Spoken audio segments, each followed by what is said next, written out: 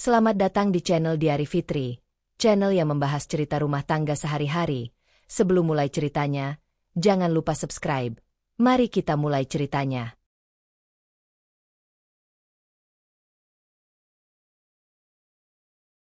Pagi itu udara di dapur rumah Bu Rahayu terasa lebih dingin dari biasanya, meski kompor sudah menyala sejak subuh.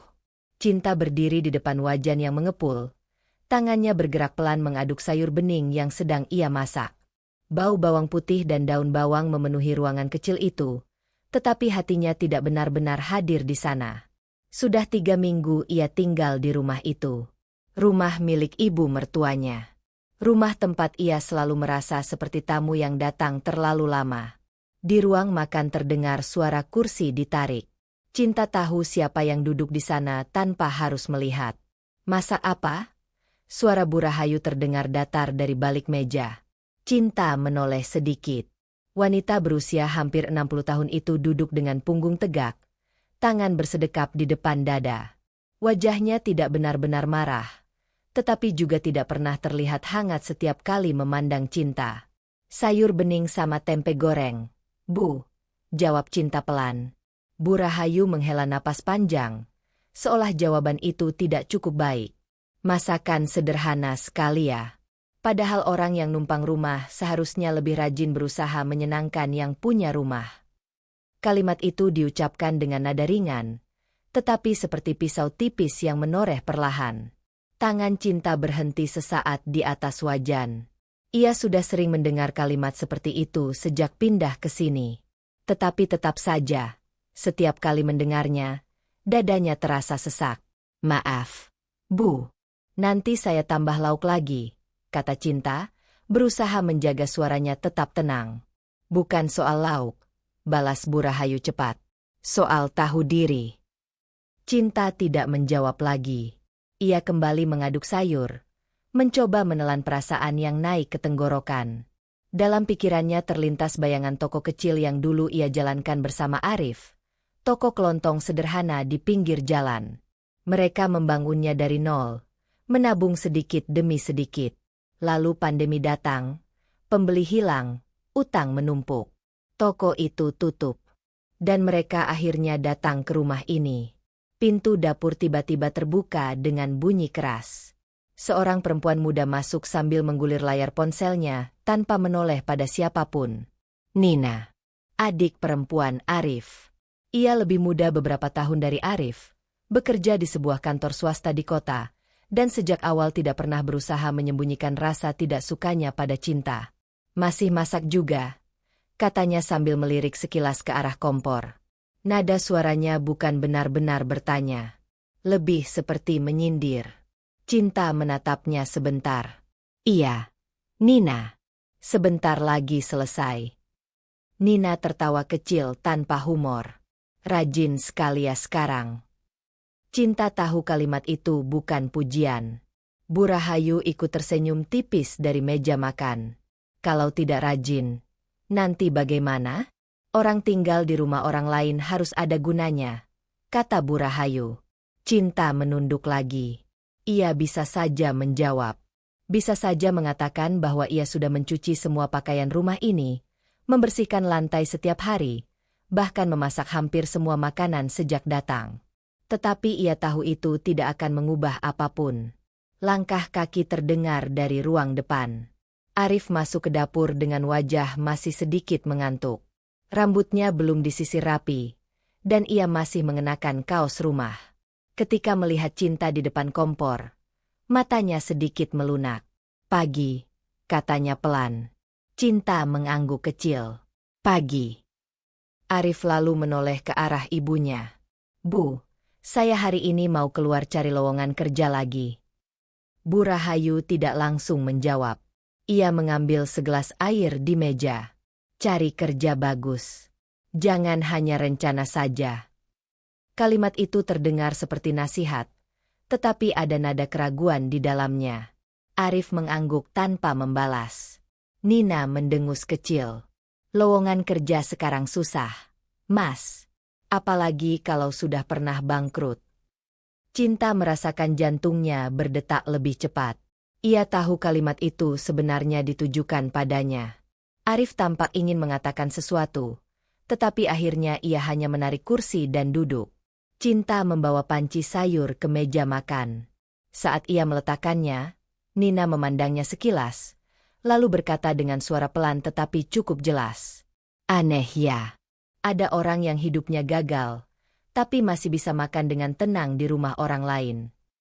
Cinta berhenti bergerak. Kalimat itu membuat dadanya terasa seperti dipukul. Beberapa detik tidak ada yang berbicara. Arif akhirnya menghela napas. Nina, sudah. Tetapi Nina hanya mengangkat bahu. Apa? Aku cuma bilang fakta. Cinta menarik napas dalam. Ia tahu jika ia menjawab sekarang, semuanya hanya akan semakin buruk. Ia mundur satu langkah dari meja makan. Kalau sudah, saya bersihkan dapur dulu, katanya pelan. Tidak ada yang menahannya. Ia kembali ke dapur dengan langkah lambat. Di balik suara piring yang mulai ia cuci, pikirannya berputar. Ia selalu mencoba menjadi menantu yang baik. Selalu mencoba sabar. Tetapi semakin lama berada di rumah ini, ia mulai merasa seperti seseorang yang terus-menerus diuji tanpa kesempatan untuk membela diri. Air keran mengalir di tangannya. Cinta menatap pantulan wajahnya di permukaan piring yang basah. Untuk pertama kalinya sejak mereka pindah ke rumah ini, sebuah pikiran kecil muncul di kepalanya. Mungkin tinggal di sini bukan solusi. Mungkin ia harus mulai mencari cara lain. Meski ia belum tahu caranya. Dan di ruang makan, tanpa ia sadari, Nina memperhatikan ke arah dapur dengan tatapan yang sulit dibaca. Tatapan seseorang yang tidak hanya memandang rendah, tetapi juga seolah sedang menunggu sesuatu terjadi. Sejak percakapan di meja makan kemarin pagi, kata-kata Nina terus terngiang di kepala Cinta. Aneh ya. Ada orang yang hidupnya gagal, tapi masih bisa makan dengan tenang di rumah orang lain. Kalimat itu menempel seperti debu yang tidak bisa dibersihkan. Pagi ini Cinta bangun lebih awal dari biasanya. Ia menyapu ruang tamu saat matahari masih redup di balik jendela. Rumah itu sunyi. Hanya suara sapu yang bergesekan dengan lantai keramik yang terdengar pelan. Cinta sengaja mencari pekerjaan rumah.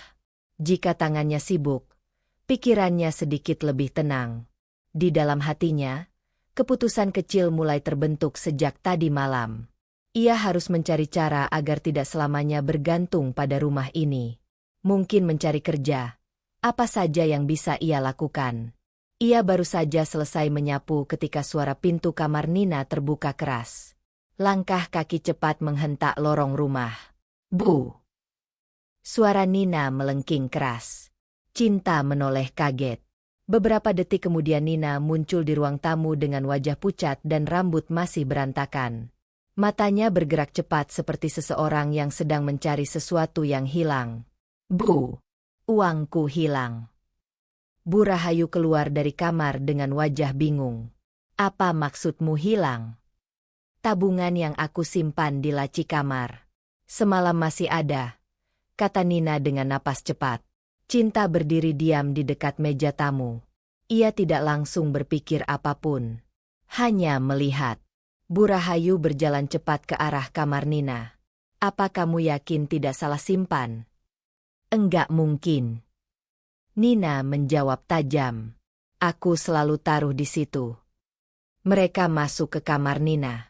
Laci meja rias terbuka, pakaian berserakan di kasur, dan beberapa amplop kosong tergeletak di lantai.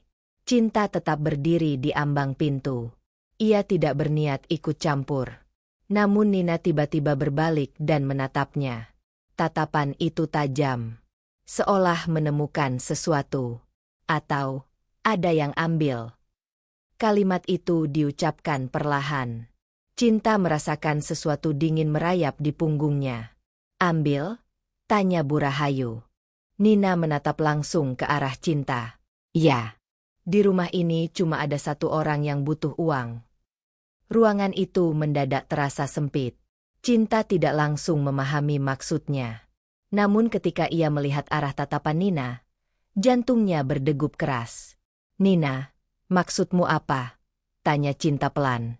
Nina menyilangkan tangan di dada. Jangan pura-pura tidak ngerti. Bu Rahayu ikut menoleh ke arah Cinta. Untuk beberapa detik, tidak ada yang berbicara. Cinta merasakan pipinya mulai panas. Aku tidak mengambil apapun, katanya. Suaranya lebih pelan dari yang ia harapkan. Nina tertawa pendek. Lucu sekali. Cinta menatapnya. Aku serius. Serius. Nina melangkah satu langkah mendekat. Di rumah ini cuma kamu yang tidak punya uang. Cinta. Kalimat itu menghantam seperti tamparan. Cinta merasakan dadanya mengencang. Aku tidak mengambil uangmu. Suara Cinta masih berusaha tenang, meskipun tangannya mulai dingin. Bu Rahayu memandang mereka bergantian. Berapa uangnya? Nina. 10 juta. Angka itu membuat Cinta mengangkat kepala. 10 juta bukan jumlah kecil. Nina menatap Cinta tanpa berkedip. Aku simpan buat kebutuhan kantor dan tabungan. Sekarang hilang. Cinta menggeleng pelan. Aku bahkan tidak pernah masuk ke kamarmu. Tapi kamu punya kesempatan, balas Nina cepat. Cinta membuka mulut ingin menjawab, tetapi suara langkah kaki muncul dari arah dapur. Arif datang dengan wajah masih setengah mengantuk. Ada apa ribut-ribut pagi-pagi? Nina langsung menunjuk ke arah Cinta. Uangku hilang. Arif mengerutkan dahi. Hilang. 10 juta. Arif tampak kaget. Terus. Nina tidak ragu. Aku yakin dia yang ambil. Cinta merasa seperti dunia berhenti sejenak.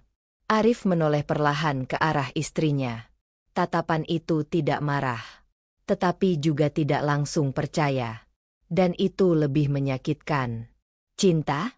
Kata Arif pelan. Satu kata itu saja sudah cukup membuat tenggorokannya terasa kering. Aku tidak mengambilnya, jawab Cinta. Nina mendengus.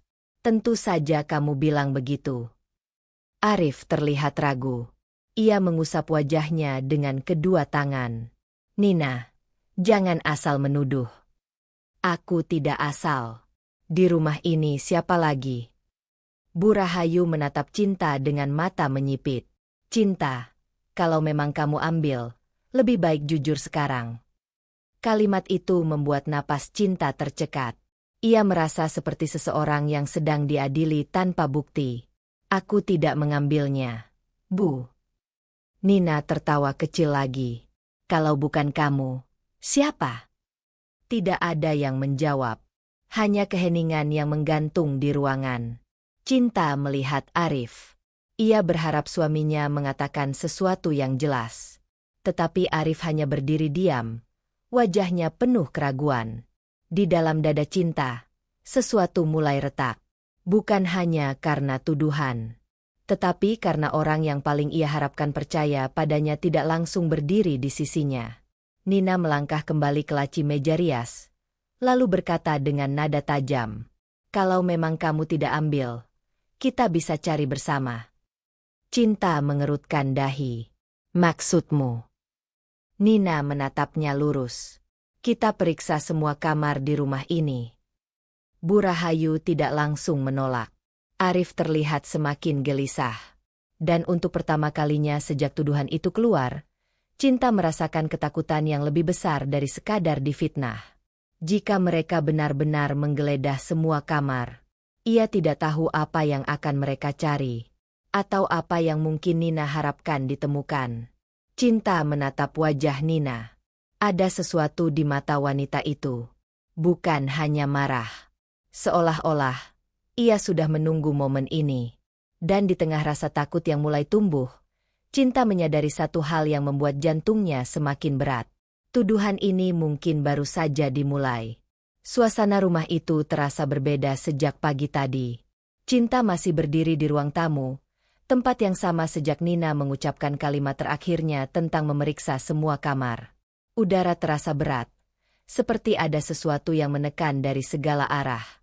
Ia menatap lantai keramik yang dingin, mencoba menenangkan napasnya sendiri. Di hadapannya, Nina berdiri dengan tangan menyilang di dada, Tatapannya tajam dan tidak sedikit pun menunjukkan keraguan. Sementara Bu Rahayu duduk di sofa utama, wajahnya mengeras seperti batu. Arif berdiri di dekat jendela, tidak terlalu dekat dengan siapapun. Posisinya seolah berada di tengah, tetapi juga terasa jauh dari semua orang. Aku tidak mau rumah ini jadi tempat pencuri, kata Bu Rahayu tiba-tiba, memecah keheningan. Kalimat itu seperti palu yang jatuh tepat di kepala Cinta. Cinta mengangkat wajahnya perlahan. Bu, saya tidak mencuri. Nada suaranya tenang, tetapi di dalam dadanya gelombang cemas terus bergerak. Nina langsung tertawa kecil, pendek, dan sinis. Kalau bukan kamu, siapa lagi? Cinta menatapnya. Aku tidak masuk ke kamarmu, Nina. Ya tentu saja kamu bilang begitu, jawab Nina cepat. Bu Rahayu menghela napas panjang, lalu berdiri dari sofa. Cinta, katanya dengan nada yang lebih keras dari sebelumnya. Sejak kamu masuk ke rumah ini, masalah tidak pernah berhenti. Cinta merasakan dadanya mengencang. Ia tahu kalimat seperti itu akan datang, tetapi tetap saja rasanya menyakitkan. Saya tidak pernah membuat masalah, Bu. Tidak. Bu Rahayu mendekat satu langkah. Usaha kamu dan Arif bangkrut. Lalu kalian datang ke sini. Kami yang menanggung semuanya. Sekarang uang di rumah ini hilang. Cinta menelan ludah. Saya tidak mengambilnya. Lalu bagaimana bisa hilang? Bu Rahayu menuntut. Tidak ada jawaban yang bisa Cinta berikan. Ia bahkan tidak tahu kapan uang itu terakhir dilihat Nina. Keheningan beberapa detik membuat ruangan terasa semakin panas. Nina melangkah maju. Dari tadi dia cuma bilang tidak. Tapi tidak ada penjelasan. Cinta menatapnya. Apa yang harus aku jelaskan kalau aku tidak melakukan apa-apa? Nina mengangkat alisnya. Kamu satu-satunya orang di rumah ini yang butuh uang. Kalimat itu terasa seperti tuduhan yang sudah diputuskan sebelum percakapan dimulai. Cinta menoleh ke arah Arif. Untuk beberapa detik mata mereka bertemu. Ia berharap suaminya mengatakan sesuatu. Apa saja. Membela, menjelaskan, atau setidaknya mengatakan bahwa ia percaya. Namun Arif hanya berdiri dengan wajah tegang. Tangannya mengepal pelan di samping tubuhnya. Mas, kata Cinta akhirnya. Suaranya hampir seperti bisikan. Arif terlihat ragu. Cinta, aku hanya ingin semuanya jelas, katanya pelan. Jawaban itu membuat sesuatu di dalam diri Cinta runtuh sedikit lagi. Ia tidak menyangka kata-kata itu akan keluar dari suaminya. Bukan karena Arif menuduhnya, tetapi karena Arif tidak membelanya. Nina menangkap momen itu dengan cepat. Lihat? Bahkan Mas Arif juga tidak yakin. Arif menatap Nina tajam. Aku tidak bilang begitu. Tapi kamu juga tidak bilang dia tidak bersalah. Nina membalas tanpa ragu. Bu Rahayu mengangkat tangan, menghentikan perdebatan. Cukup. Ia menatap Cinta dengan pandangan keras yang penuh penilaian. Kamu harus mengerti posisi kamu di rumah ini. Cinta merasakan jantungnya berdetak lebih cepat. Saya mengerti, Bu. Tidak, Bu Rahayu menggeleng. Sepertinya kamu belum mengerti. Ia menunjuk lantai ruang tamu. Rumah ini milik saya. Semua yang ada di sini hasil kerja saya dan anak-anak saya. Setiap kata terasa seperti penegasan batas yang tidak bisa Cinta lewati. Kami menerima kamu di sini karena kamu istri Arif. Cinta merasakan tenggorokannya kering. Tapi bukan berarti kamu bisa seenaknya, lanjut Bu Rahayu. Saya tidak pernah seenaknya. Nina kembali menyela. Uangnya hilang. Cinta. Dan aku tidak mengambilnya. Bu Rahayu memandangnya lama. Tatapan itu penuh keraguan. Kamu tahu apa yang paling menyakitkan? Kata Bu Rahayu pelan tetapi tajam. Bukan soal uangnya. Cinta menunggu. Kalau memang kamu yang mengambil, itu berarti kamu benar-benar tidak tahu diri. Kata-kata itu menghantam lebih keras dari yang lain. Cinta merasakan matanya mulai panas. Namun ia menahan diri. Ia tidak ingin menangis di depan mereka. Nina melangkah mendekat lagi. Kalau memang kamu tidak bersalah, tidak ada masalah kalau kamar kamu diperiksa. Cinta terdiam. Kalimat itu membuat perutnya terasa kosong. Ia tidak melakukan apa-apa. Tetapi cara Nina mengatakan itu membuatnya merasa seperti seseorang yang sedang dijebak. Cinta menatap wajah Nina. Tatapan perempuan itu terlalu yakin. Terlalu tenang untuk seseorang yang baru kehilangan uang. Perasaan tidak nyaman mulai tumbuh di dalam diri Cinta.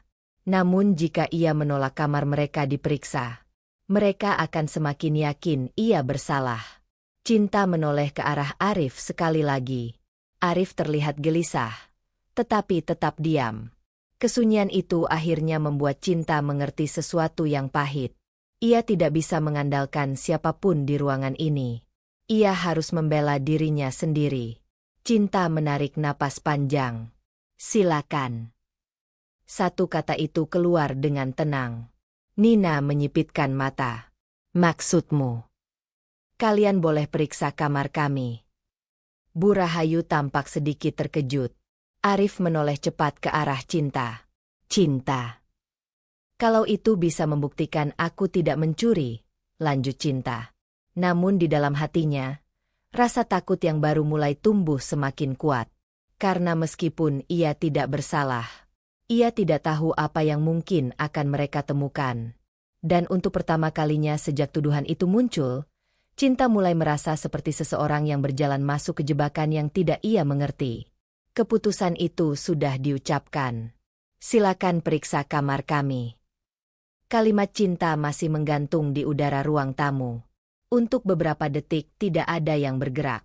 Namun justru keheningan itu membuat suasana terasa semakin menekan. Nina adalah orang pertama yang bergerak. Ia tersenyum tipis. Senyum yang tidak sampai ke matanya.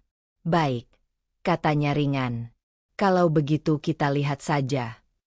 Cinta berdiri tegak, meskipun jantungnya berdetak keras. Ia tidak melakukan apapun yang salah. Ia terus mengingatkan dirinya sendiri akan hal itu. Namun perasaan tidak nyaman tetap merayap di dalam dadanya. Arif tampak ingin mengatakan sesuatu. Ini sudah keterlaluan. Nina, tidak perlu sampai. Kalau tidak perlu, kenapa dia sendiri yang menawarkan? Potong Nina cepat. Bu Rahayu berdiri dari sofa. Sudah. Kita selesaikan saja sekarang. Nada suaranya tegas. Seolah keputusan sudah dibuat. Cinta berjalan menuju kamar kecil yang ia tempati bersama Arif sejak mereka pindah ke rumah ini. Kamar itu sederhana. Hanya ada ranjang, lemari kecil, dan sebuah meja. Saat pintu dibuka, udara di dalam kamar terasa lebih pengap dari biasanya. Nina masuk lebih dulu. Tatapannya menyapu ruangan seperti seseorang yang sedang mencari sesuatu yang sudah ia yakini ada. Bu Rahayu berdiri di ambang pintu. Arif berada di belakang Cinta. Apa yang kalian cari? Tanya Cinta akhirnya. Uangku, jawab Nina singkat. Ia membuka laci meja. Tidak ada apa-apa di sana. Kemudian ia membuka lemari. Pakaian Cinta dan Arif tersusun rapi. Cinta berdiri di samping tempat tidur, memperhatikan setiap gerakan Nina dengan perasaan campur aduk antara marah, takut, dan terluka. Nina mulai membuka tas milik Cinta yang terletak di kursi.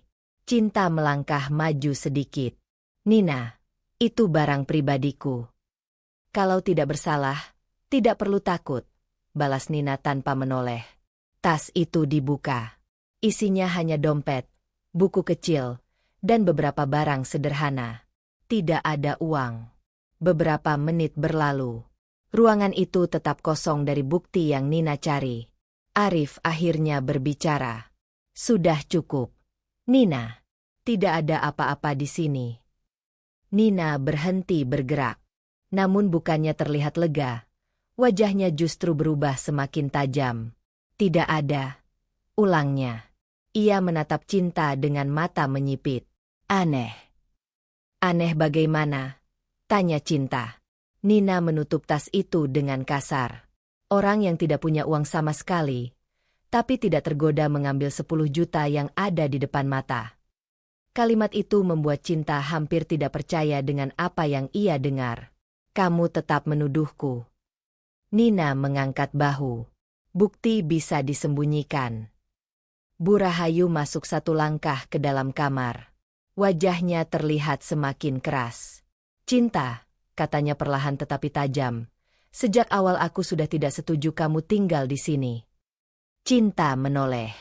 Saya tidak pernah meminta tinggal di sini selamanya, Bu. Tapi kamu tetap di sini, balas Bu Rahayu.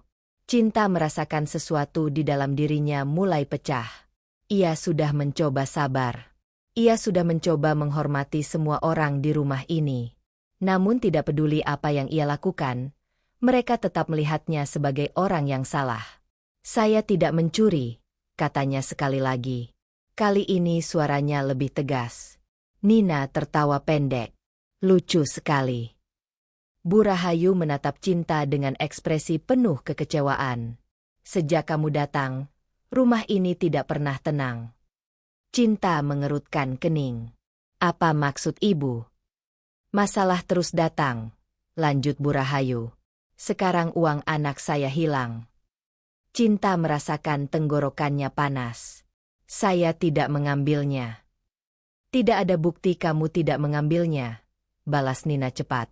Arif akhirnya maju selangkah. Cukup. Semua orang menoleh padanya. Namun wajah Arif terlihat penuh tekanan. Ia menatap ibunya, lalu Nina, lalu Cinta. Seolah tidak tahu harus berdiri di sisi siapa. Dan keraguan itu lebih menyakitkan daripada tuduhan apapun. Bu Rahayu menarik napas panjang. Kalau kamu memang merasa tidak nyaman di rumah ini, katanya tiba-tiba, mungkin lebih baik kamu pergi saja. Kalimat itu membuat ruangan mendadak sunyi. Cinta menatapnya. Apa? Pergi dari rumah ini, ulang Bu Rahayu tanpa ragu. Saya tidak mau orang yang dicurigai mencuri tinggal di sini. Jantung Cinta seperti berhenti sesaat. Ia menoleh ke arah Arif. Arif terlihat syok. Bu, jangan begitu. Namun Bu Rahayu tidak berubah pikiran. Kalau dia tidak bersalah, silakan buktikan di luar sana. Cinta merasakan matanya mulai panas. Namun ia menahan diri. Jadi ibu mengusir saya? Iya. Jawaban itu keluar tanpa ragu sedikit pun. Cinta menoleh ke arah suaminya. Mas. Ia berharap Arif mengatakan sesuatu.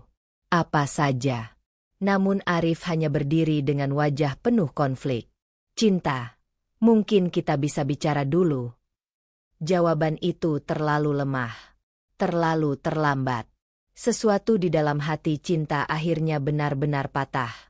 Ia mengangguk pelan. Baik. Cinta berjalan kembali ke kamar. Ia mengambil tasnya, memasukkan beberapa pakaian seadanya. Tangannya gemetar, tetapi ia terus bergerak. Beberapa menit kemudian ia keluar lagi ke ruang tamu. Tidak ada yang menghentikannya. Cinta berdiri di depan pintu rumah. Ia menatap Arif untuk terakhir kalinya. Mas, aku benar-benar tidak mencuri. Arif menatapnya dengan mata penuh penyesalan. Namun tetap tidak ada langkah yang ia ambil untuk menghentikannya. Cinta membuka pintu. Udara siang yang panas langsung menyambutnya. Ia melangkah keluar. Pintu rumah itu tertutup di belakangnya. Langkahnya terasa berat saat ia berjalan menjauh dari rumah yang dulu ia anggap keluarga. Beberapa menit berlalu dalam keheningan. Di dalam rumah, Bu Rahayu duduk kembali di sofa dengan wajah masih keras. Nina berdiri di dekat meja, menatap lantai dengan ekspresi yang sulit dibaca. Arif hanya diam. Tiba-tiba telepon rumah berdering keras. Semua orang menoleh.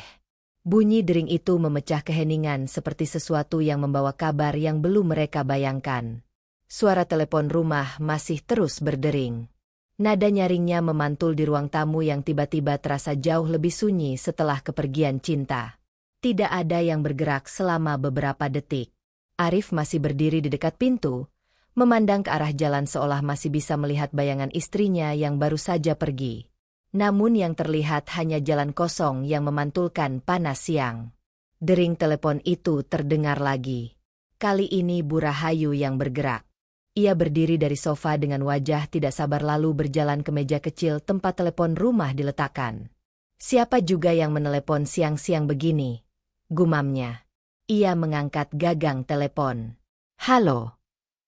Beberapa detik Bu Rahayu hanya mendengarkan. Wajahnya yang semula datar perlahan berubah. Alisnya berkerut. Siapa? Arif menoleh dari dekat pintu. Bu. Namun Bu Rahayu tidak menjawab. Ia masih mendengarkan suara dari ujung telepon. Polisi? Ulangnya pelan, seolah memastikan ia tidak salah dengar. Kata itu langsung membuat Nina yang berdiri di dekat meja makan menoleh cepat. Apa? Bu Rahayu melirik Nina. Dia mencari kamu. Nina mengerutkan kening. Siapa? Bu Rahayu menutup mikrofon telepon dengan telapak tangannya sebentar. Katanya Inspektur Bagus. Nama itu terasa asing bagi Bu Rahayu, tetapi nada bicara di seberang telepon terdengar terlalu resmi untuk diabaikan. Nina berjalan cepat mendekat. Kasih ke aku. Bu Rahayu masih terlihat ragu, tetapi akhirnya menyerahkan gagang telepon itu. Nina mengambilnya dengan gerakan cepat. Halo. Arif memperhatikan dari beberapa langkah jarak. Ekspresi Nina berubah sedikit saat mendengar suara dari seberang. Ada apa, Pak? Katanya dengan nada yang mencoba terdengar santai. Beberapa detik berlalu. Wajah Nina tidak lagi santai. Uang perusahaan. Arif langsung mengangkat kepala. Bu Rahayu ikut menatap Nina dengan kening berkerut. Nina berbalik membelakangi mereka sedikit. Tidak, Pak. Itu pasti ada kesalahan. Suara Nina terdengar lebih rendah sekarang. Aku tidak mengambil apapun. Arif mulai melangkah mendekat tanpa sadar. Ia bisa mendengar potongan-potongan percakapan yang keluar dari mulut Nina. Pak Hendra pasti salah paham. Ya, saya akan datang kalau memang perlu. Beberapa detik lagi berlalu. Lalu Nina menutup telepon itu dengan gerakan cepat. Ruangan kembali sunyi.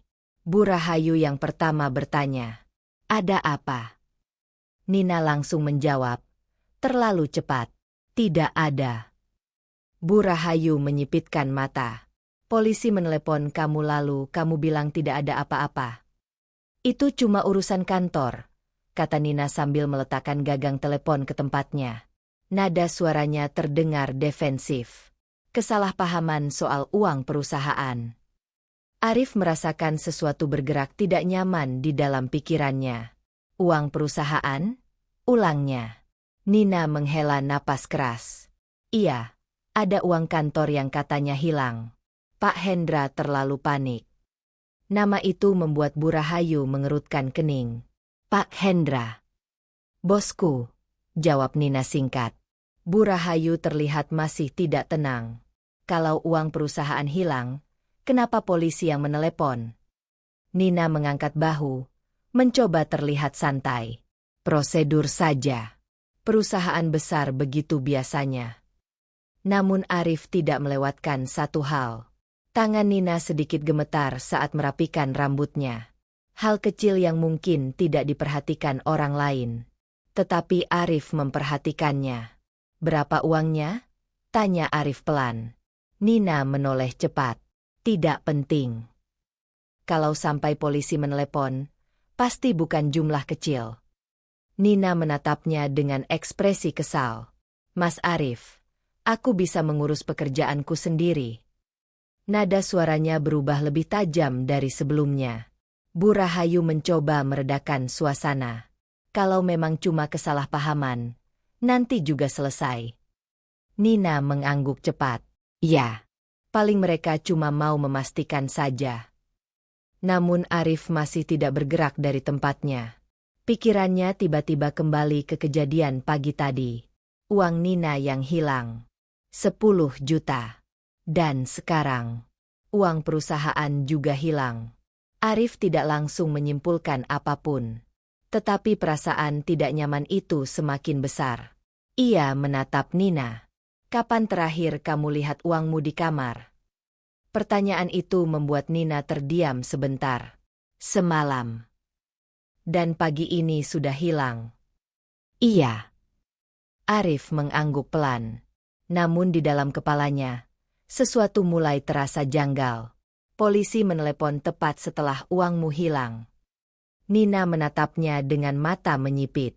Maksudmu apa? Tidak apa-apa, jawab Arif cepat. Namun kalimat itu tidak benar. Ada sesuatu yang mulai mengganggu pikirannya. Ia kembali teringat wajah Cinta saat keluar dari rumah tadi.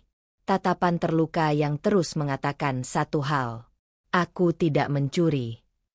Arif mengusap wajahnya dengan kedua tangan. Jika Cinta tidak mencuri, lalu uang itu sebenarnya kemana? Nina tiba-tiba mengambil tasnya dari kursi. Aku harus ke kantor. Bu Rahayu menatapnya heran. Sekarang. Pak Hendra mungkin mau bicara langsung. Nina berjalan cepat menuju pintu. Sebelum keluar, ia berhenti sebentar dan menoleh ke arah Arif. Mas Arif, jangan macam-macam berpikir. Nada suaranya terdengar seperti peringatan. Lalu ia pergi. Pintu rumah tertutup. Ruangan itu kembali sunyi. Arif berdiri di tengah ruang tamu. Pikirannya terasa semakin berat. Di luar sana, istrinya baru saja pergi karena tuduhan yang belum tentu benar. Dan sekarang, untuk pertama kalinya, Arif mulai bertanya pada dirinya sendiri sebuah kemungkinan yang tidak pernah ia pikirkan sebelumnya.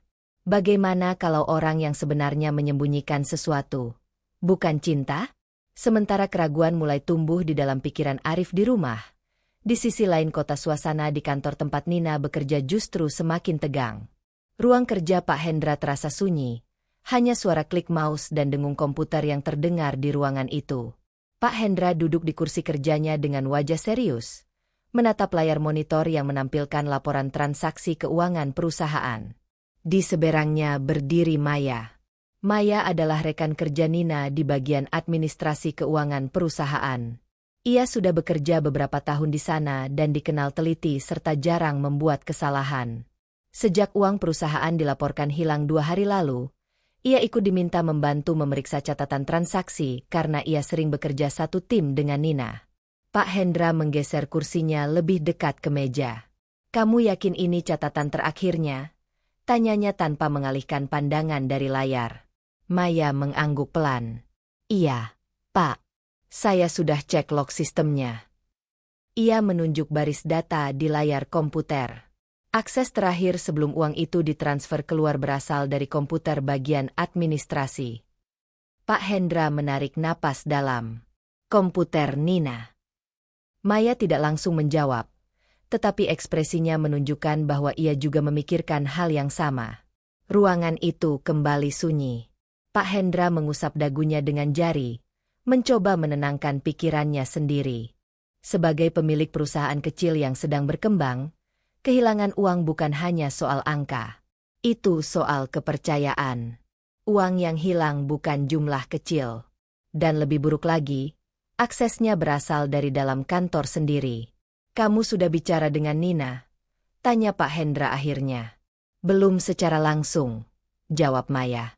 Tapi tadi pagi dia datang sebentar. Pak Hendra mengangkat kepala. Dia bilang apa? Maya tampak ragu beberapa detik sebelum menjawab. Dia bilang sistem mungkin salah mencatat. Pak Hendra menghela napas panjang. Sistem kita tidak pernah salah mencatat sampai sejauh itu. Maya tahu itu benar. Ia sudah bekerja cukup lama dengan sistem keuangan perusahaan itu. Kesalahan kecil mungkin terjadi, tetapi tidak sampai memindahkan sejumlah uang besar ke rekening yang tidak jelas. Maya menatap layar komputer lagi. Ada satu hal yang terus mengganggu pikirannya sejak tadi pagi. Pak Hendra menoleh. Iya. Maya menggigit bibirnya sebentar sebelum berbicara. Sebenarnya ada beberapa hal yang terasa aneh. Pak Hendra langsung memperhatikan. Aneh bagaimana? Maya menarik kursi dan duduk di depan meja Pak Hendra. Belakangan ini Nina sering lembur sendirian di ruang administrasi. Pak Hendra mengerutkan kening. Bukannya itu hal biasa? Biasanya iya, jawab Maya. Tapi beberapa kali dia tidak mau aku membantu. Pak Hendra menyandarkan tubuhnya ke kursi.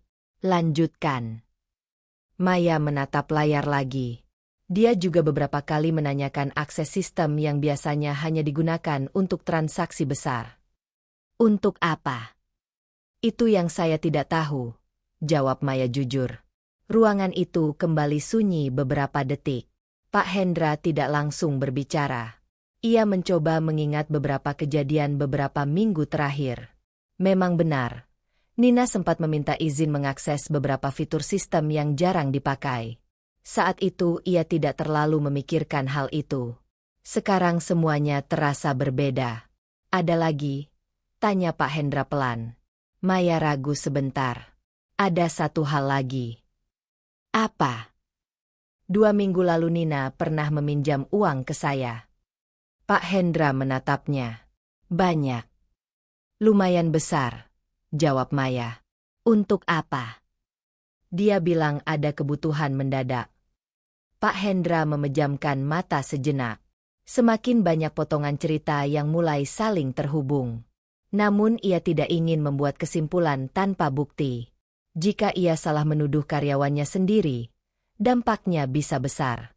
Tetapi jika ia diam dan ternyata memang ada pencurian, perusahaan ini bisa hancur dari dalam. Pak Hendra akhirnya berdiri dari kursinya. Ia berjalan ke jendela kantor yang menghadap jalan raya. Mobil-mobil lalu lalang tanpa tahu apa yang sedang terjadi di ruangan itu. Maya. Iya, Pak. Kamu percaya Nina melakukan ini? Pertanyaan itu membuat Maya terdiam lama. Ia mengenal Nina cukup lama. Mereka sering bekerja bersama. Namun belakangan ini Nina memang berubah. Lebih tertutup. Lebih mudah panik. Dan selalu terlihat gelisah ketika ada pembahasan tentang laporan keuangan. Aku tidak tahu, Pak, jawab Maya jujur. Tapi ada terlalu banyak hal yang tidak masuk akal. Pak Hendra mengangguk pelan. Ia kembali ke meja dan mengambil ponselnya. Kalau begitu kita tidak boleh menebak. Maya memperhatikannya. Pak mau melakukan apa? Pak Hendra membuka daftar kontak di ponselnya. Memastikan semuanya dengan cara yang benar. Ia menekan sebuah nomor. Beberapa detik kemudian seseorang menjawab di seberang. Selamat siang, Inspektur Bagus. Maya langsung memahami. Pak Hendra melanjutkan dengan suara tenang tetapi tegas. Saya ingin membantu penyelidikan soal uang perusahaan yang hilang itu. Ia melirik layar komputer yang masih menampilkan log transaksi dari komputer Nina. Ada beberapa data yang sepertinya perlu diperiksa lebih dalam. Di sisi lain kota, tanpa diketahui siapapun di kantor itu, Nina sedang dalam perjalanan pulang. Dan keputusan Pak Hendra untuk melibatkan polisi sepenuhnya baru saja membuka pintu bagi penyelidikan yang bisa menghancurkan semua kebohongan yang sedang dibangun. Langkah Cinta terasa semakin berat ketika ia berjalan menyusuri trotoar di bawah matahari siang. Tas kecil yang ia bawa menggantung di bahunya, berisi beberapa pakaian yang sempat ia masukkan dengan tangan gemetar sebelum keluar dari rumah Bu Rahayu. Ia tidak tahu harus kemana. Beberapa menit setelah meninggalkan rumah itu, ia sempat berhenti di pinggir jalan, mencoba menenangkan napasnya sendiri. Dadanya terasa sesak, bukan karena panas, tetapi karena perasaan yang belum sempat ia pahami sepenuhnya. Ia baru saja diusir, bukan oleh orang asing, tetapi oleh keluarga suaminya sendiri. Dan yang paling menyakitkan, Arif tidak menghentikannya. Cinta menutup matanya sejenak, bukan karena ingin menangis. Air matanya justru terasa tertahan di tenggorokan, seperti emosi yang belum menemukan tempat untuk keluar. Ia mengambil ponsel dari dalam tas. Ada satu nama yang muncul di kepalanya. Sari. Cinta menatap nama itu beberapa detik sebelum akhirnya menekan tombol panggil. Sari adalah sahabat lama Cinta sejak mereka bekerja bersama di sebuah toko pakaian beberapa tahun lalu. Setelah Cinta menikah dengan Arif, mereka jarang bertemu, tetapi hubungan mereka tidak pernah benar-benar putus. Telepon itu berdering beberapa kali. "Halo?" Suara perempuan di seberang terdengar. "Sar." Suara Cinta hampir tidak keluar. Sari langsung mengenali nada itu. "Cinta? Kamu kenapa?" Beberapa detik Cinta tidak bisa menjawab. Sari langsung berbicara lagi, kali ini dengan nada lebih serius. "Kamu di mana sekarang?" "Aku di jalan." "Di jalan mana?"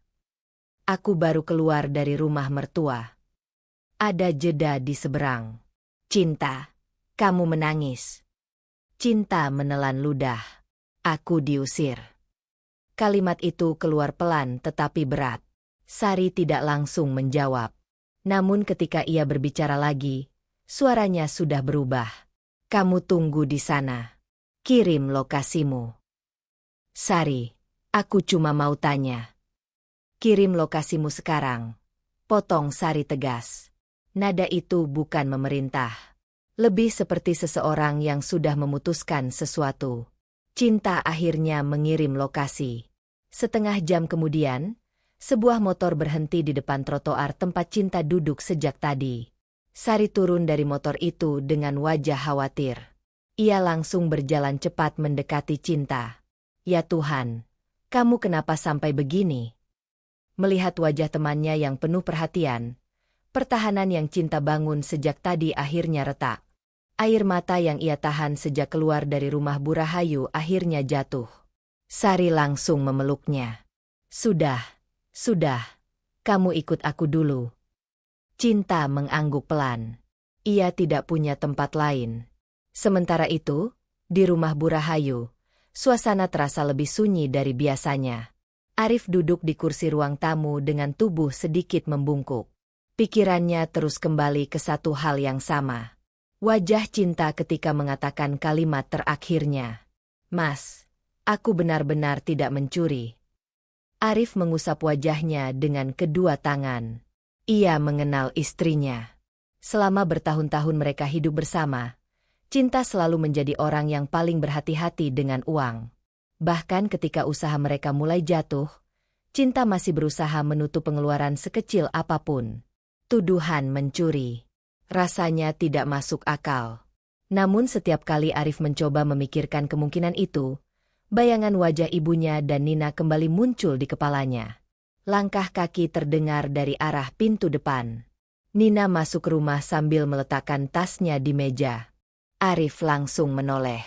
"Kamu sudah dari kantor?" "Iya," jawab Nina singkat. Ia berjalan menuju dapur untuk mengambil air minum.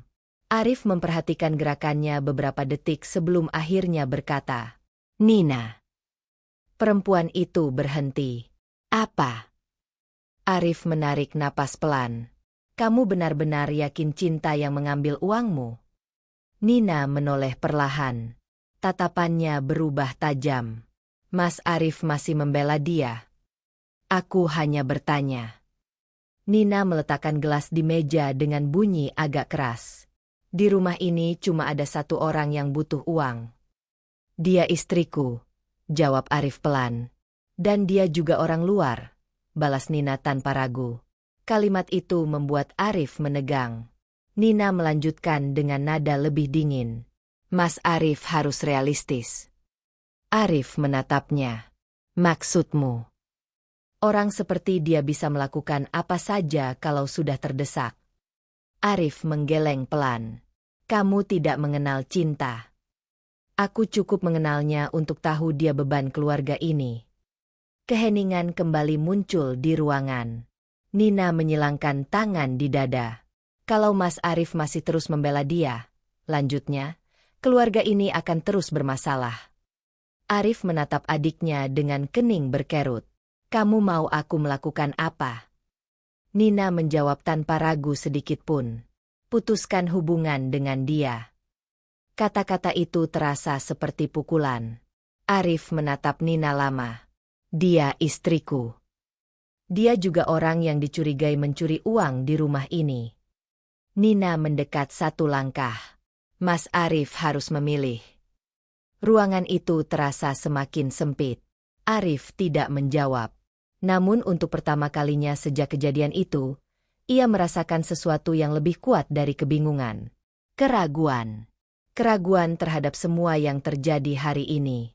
Dan semakin Nina menekan, semakin Arif merasa ada sesuatu yang sedang disembunyikan.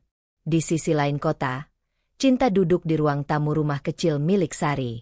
Ia memegang secangkir teh hangat yang baru saja dibuatkan temannya. Sari duduk di seberangnya. "Kamu boleh tinggal di sini dulu," katanya lembut. Cinta menatap cangkir itu. Perasaan sakit di dadanya masih ada. Tetapi di balik rasa itu, sebuah keputusan kecil mulai terbentuk. Jika semua orang sudah menganggapnya pencuri, ia tidak bisa hanya diam. Untuk pertama kalinya sejak keluar dari rumah Burahayu, Cinta mulai berpikir tentang satu hal yang berani. Ia harus membuktikan dirinya tidak bersalah. Apapun risikonya. Keputusan Cinta untuk membuktikan dirinya tidak bersalah masih berputar di kepalanya ketika malam mulai turun di rumah kecil milik Sari. Namun jauh dari tempat itu, di kantor polisi sektor kota, sebuah penyelidikan mulai bergerak perlahan ke arah yang tidak pernah dibayangkan keluarga Arif. Di ruang kerja yang dipenuhi map dan berkas, Inspektur Bagus duduk di depan meja dengan laptop terbuka. Wajahnya tenang tetapi fokus, seperti seseorang yang terbiasa melihat pola-pola kecil dalam masalah besar. Di layar laptopnya terpampang laporan transaksi yang baru saja dikirim oleh Pak Hendra. Uang perusahaan yang hilang, akses sistem, dan nama yang muncul di log aktivitas. Nina. Inspektur Bagus tidak langsung membuat kesimpulan. Ia menggeser kursinya sedikit mendekat dan memperbesar data transaksi di layar. "Penarikan bertahap," gumamnya pelan. Di samping meja, seorang anggota polisi yang membantu penyelidikan berdiri sambil melihat layar. "Bukan sekali saja, Pak." Inspektur Bagus menggeleng pelan. "Tidak." Ia menunjuk beberapa baris transaksi. "Lihat ini." Anggota polisi itu mendekat. Beberapa transaksi kecil terjadi dalam minggu-minggu sebelumnya. Jumlahnya tidak terlalu besar jika dilihat satu persatu. Namun jika dijumlahkan, angkanya menjadi sangat besar. "Dia melakukannya perlahan," kata Inspektur Bagus. Anggota polisi itu mengerutkan kening. "Supaya tidak terlalu mencolok." "Persis." Inspektur Bagus menyandarkan tubuhnya di kursi. Pola seperti ini sering muncul dalam kasus penggelapan keuangan. Pelaku biasanya tidak mengambil semuanya sekaligus.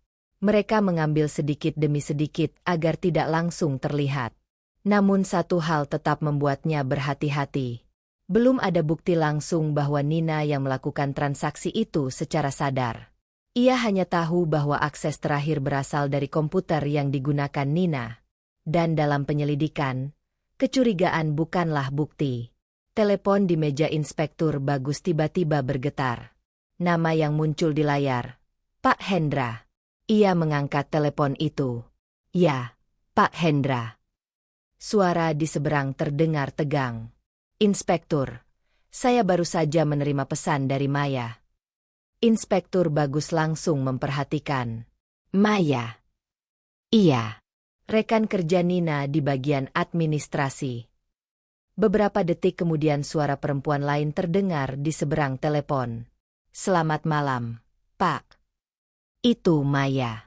Pak Hendra rupanya mengaktifkan pengeras suara agar mereka bisa berbicara bersama. Inspektur Bagus mencondongkan tubuh ke meja. "Silakan, Bu Maya." Maya terdengar ragu sebentar sebelum berbicara. "Saya sebenarnya tidak yakin harus mengatakan ini atau tidak. Kalau berkaitan dengan uang yang hilang, lebih baik disampaikan," jawab Inspektur Bagus tenang. Maya menarik napas pelan.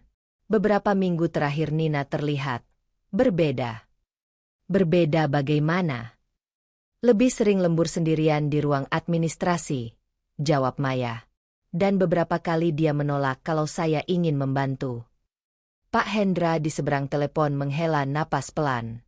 Maya melanjutkan. Ada satu hal lagi yang baru saya ingat.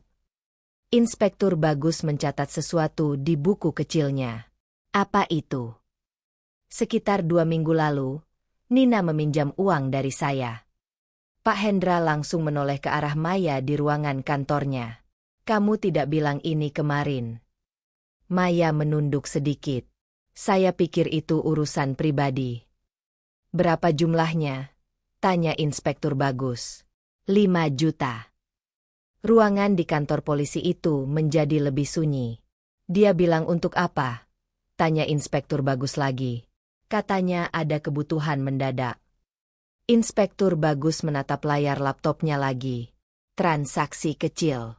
Pinjaman mendadak. Akses sistem. Semua potongan itu mulai membentuk gambaran yang lebih jelas. Namun tetap saja, ia belum bisa langsung menyimpulkan apapun. Kami akan memeriksa data banknya juga, kata Inspektur Bagus akhirnya. Pak Hendra terdengar lebih serius sekarang. Kalau memang dia yang melakukannya. Ia tidak melanjutkan kalimatnya. Namun semua orang di percakapan itu tahu apa yang ia maksud.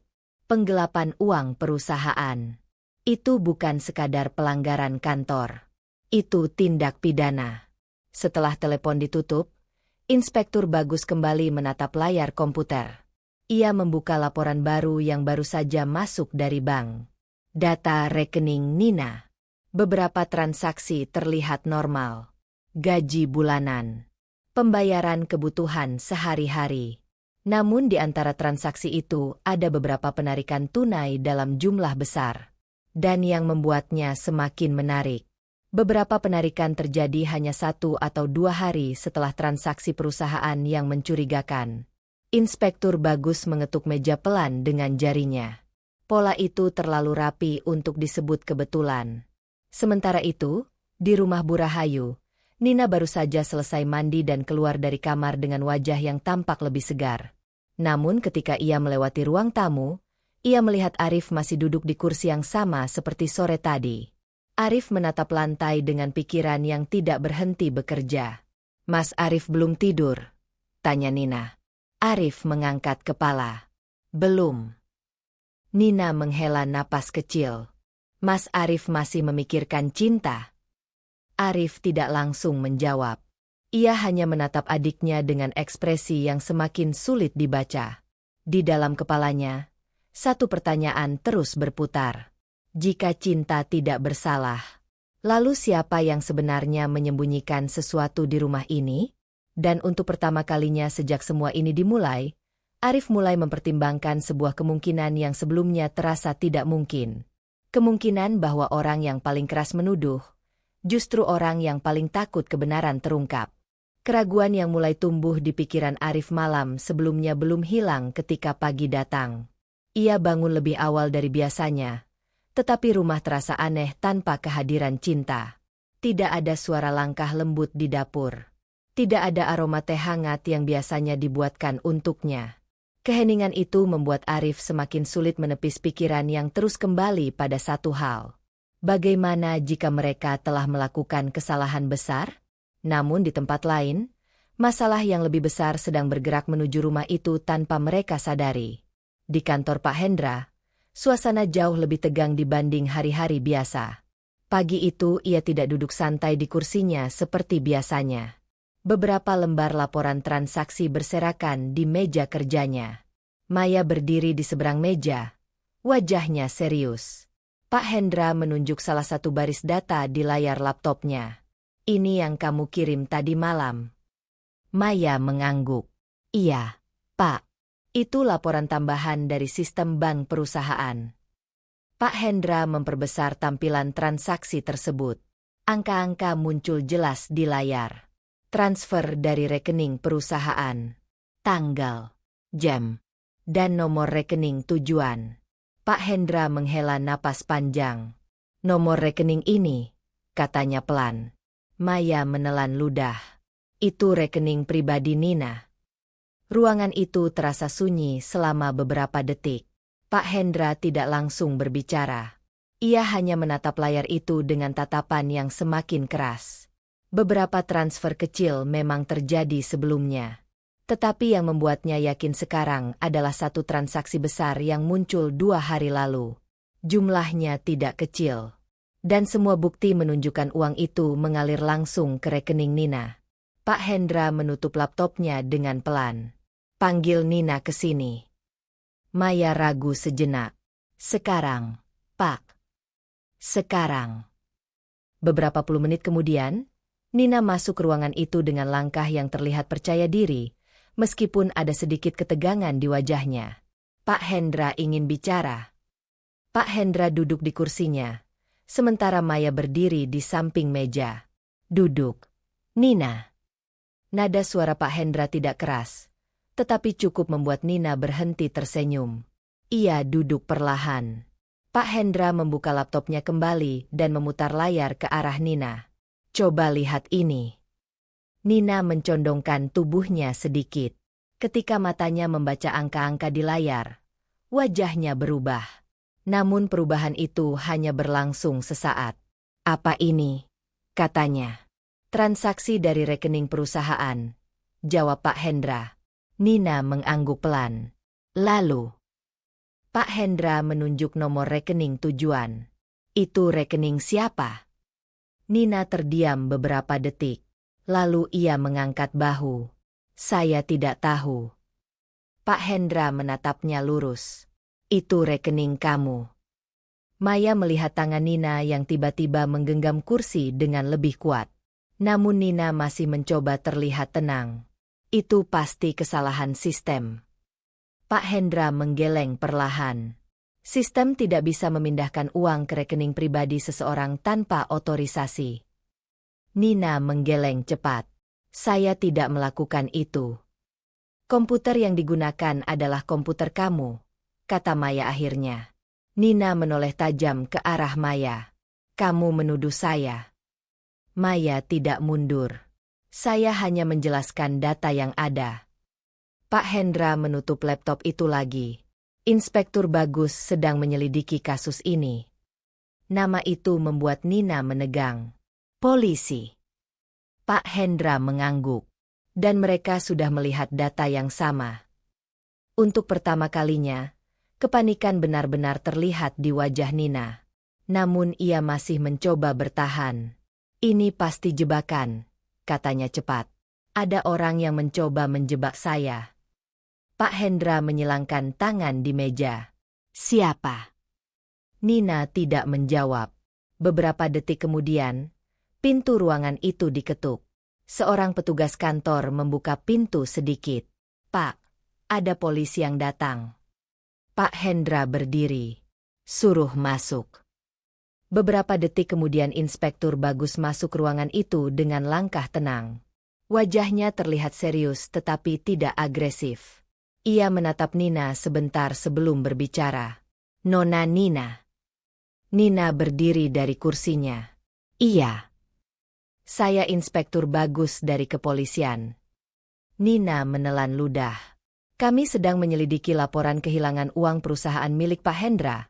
Lanjut Inspektur Bagus dengan nada profesional. Nina mencoba tersenyum tipis. Saya sudah menjelaskan bahwa itu kesalahpahaman. Inspektur Bagus membuka map tipis yang ia bawa.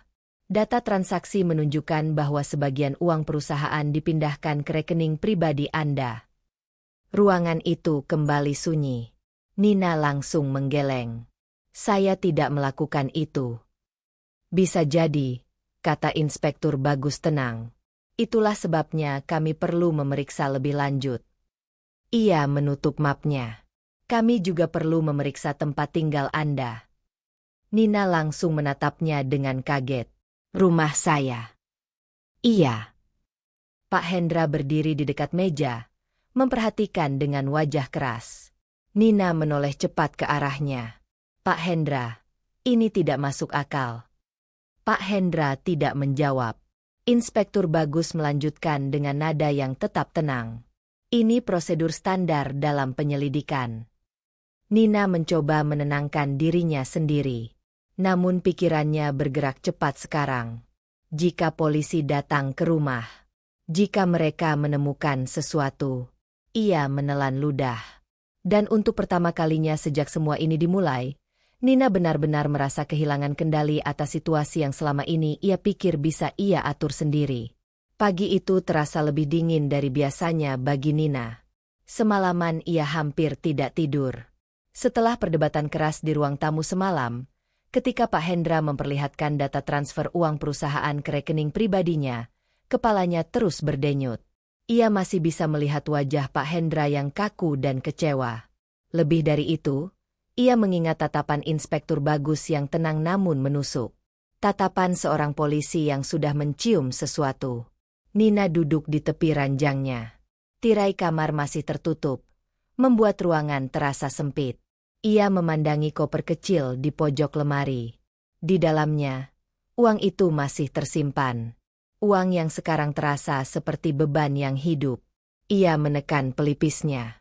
Aku hanya butuh waktu, pikirnya. Aku bisa memperbaiki semuanya. Namun suara ketukan di pintu depan memotong pikirannya. Nina. Suara Bu Rahayu memanggil dari ruang tamu. Nada suara ibunya terdengar berbeda, lebih tegang. Nina berdiri perlahan. Langkahnya terasa berat ketika keluar kamar dan berjalan menuju ruang tamu. Di sana, 3 orang sudah berdiri.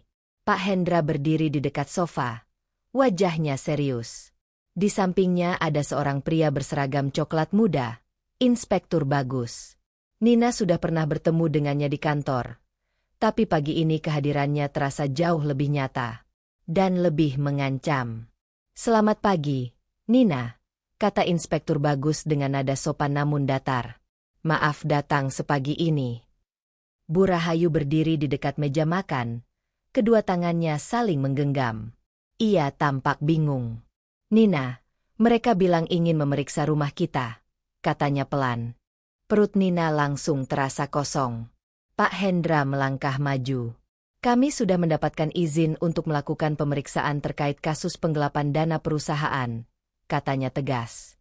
Nina menelan ludah. Apa maksudnya memeriksa rumah? Katanya cepat.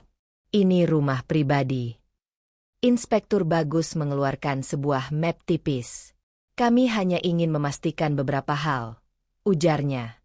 Ada indikasi dana perusahaan yang hilang disimpan di tempat lain. Tatapannya tenang, tapi jelas tidak memberi ruang untuk penolakan. Nina merasakan napasnya mulai tidak stabil. Ia sempat melirik ke arah kamar. Koper itu. Tidak. Mereka tidak mungkin langsung menemukannya. Silakan, kata Bu Rahayu ragu-ragu. Kalau memang perlu diperiksa. Nina menoleh cepat. Bu. Namun ibunya hanya menatapnya dengan kebingungan. Bukan curiga. Belum. Dan justru itu yang membuat dada Nina semakin sesak. 2 petugas polisi yang ikut bersama Inspektur Bagus mulai memeriksa ruang tamu dan ruang makan. Laci-laci dibuka. Lemari diperiksa. Setiap bunyi gesekan kayu membuat jantung Nina berdebar lebih keras. Pak Hendra berdiri tidak jauh darinya. Nina, katanya pelan. Ini kesempatanmu untuk menjelaskan semuanya. Nada suaranya tidak marah. Tapi justru itulah yang terasa paling menyakitkan. Aku sudah bilang kemarin, jawab Nina kaku. Aku tidak mengambil uang perusahaan. Pak Hendra tidak menjawab. Ia hanya memandang Nina dengan mata yang semakin sulit dibaca. Sementara itu Inspektur Bagus berjalan menyusuri lorong rumah. Yang mana kamar Nina? Tanyanya. Bu Rahayu menunjuk ke arah pintu di ujung lorong. Itu. Dunia Nina seperti berhenti sesaat. Tidak perlu masuk ke sana, katanya cepat. Semua orang langsung menoleh. Inspektur Bagus mengangkat alisnya sedikit. Kenapa? Karena itu kamar pribadi saya. Polisi itu tersenyum tipis. Justru itu yang perlu kami lihat. Langkahnya tetap menuju kamar. Nina berdiri kaku di tempat. Kakinya terasa seperti menempel di lantai. Setiap langkah Inspektur Bagus terdengar seperti dentuman di kepalanya. Ketika pintu kamar dibuka, Nina merasa dadanya benar-benar kosong. Petugas polisi mulai memeriksa lemari. Laci meja belajar dibuka. Buku-buku di rak dipindahkan. Nina berdiri di ambang pintu, memaksa dirinya terlihat tenang. Jangan lihat koper itu. Jangan lihat koper itu. Namun salah satu petugas justru berhenti di depan lemari pakaian. Ia menarik koper kecil berwarna hitam dari dalam. Nina merasakan darahnya seperti berhenti mengalir. Petugas itu memandang koper tersebut, lalu menoleh ke arah Inspektur Bagus. "Pak." Inspektur Bagus mendekat. "Buka." Petugas itu membuka resleting koper. Suara kecil itu terdengar terlalu keras bagi Nina. Lalu tutup koper terangkat. Tumpukan uang terlihat jelas di dalamnya. Ruangan tiba-tiba terasa sangat sunyi. Bu Rahayu yang berdiri di belakang Nina langsung menutup mulutnya. "Ya Tuhan," bisiknya. Inspektur Bagus mengambil salah satu bundel uang dan memeriksanya sekilas. Jumlahnya tidak kecil. Ia menoleh pada Pak Hendra. "Angkanya cocok dengan laporan sementara," katanya. Pak Hendra memejamkan mata sesaat. Bukan lega. Bukan juga marah. Lebih seperti seseorang yang baru saja kehilangan sesuatu yang sangat ia percaya. Bu Rahayu menatap Nina dengan mata yang perlahan berubah. Bingung. Terluka. Dan mulai curiga. "Nina." Suaranya bergetar. "Ini uang apa?" Nina merasakan tenggorokannya kering. Semua mata sekarang tertuju padanya. Jika ia diam, semuanya selesai. Jika ia mengaku, semuanya juga selesai.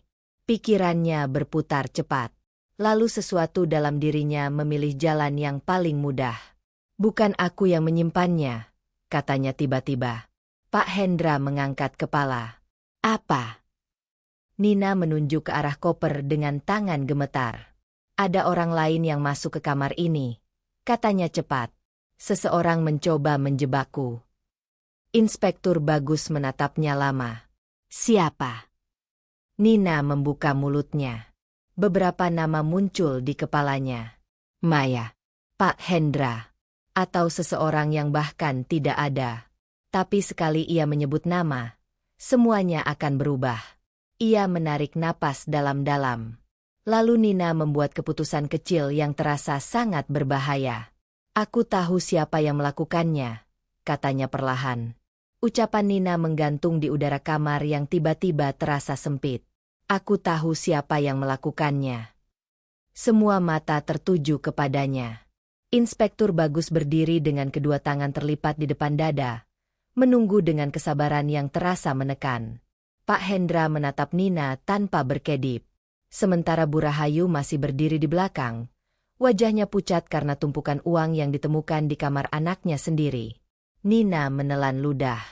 Sekali nama itu keluar, tidak ada jalan kembali. Tapi di dalam kepalanya, rasa takut sudah lebih besar daripada rasa bersalah. "Cinta," katanya akhirnya. Ruangan itu langsung berubah sunyi dengan cara yang berbeda. Pak Hendra mengernyit. "Cinta?" ulangnya. Nina mengangguk cepat, seolah semakin yakin dengan kebohongan yang baru saja ia bangun. "Ia yang mengambil uang itu dari perusahaan," kata Nina, suaranya semakin cepat. "Dia panik dan tidak tahu harus menyimpannya di mana, jadi dia menitipkannya padaku." Bu Rahayu menatap Nina dengan bingung. "Tapi kenapa Cinta menitipkan uang seperti itu kepadamu?" "Karena dia takut." Nina menjawab cepat. "Dia bilang cuma sementara." Inspektur Bagus masih diam. Wajahnya tidak menunjukkan bahwa ia percaya, tapi juga tidak langsung membantah. Nina merasakan sedikit ruang bernapas. Ia harus terus maju sekarang. Dia bahkan sempat datang ke rumah beberapa hari lalu. Nina melanjutkan. "Dia yang menyimpan koper itu di lemari." Pak Hendra menghela napas pelan.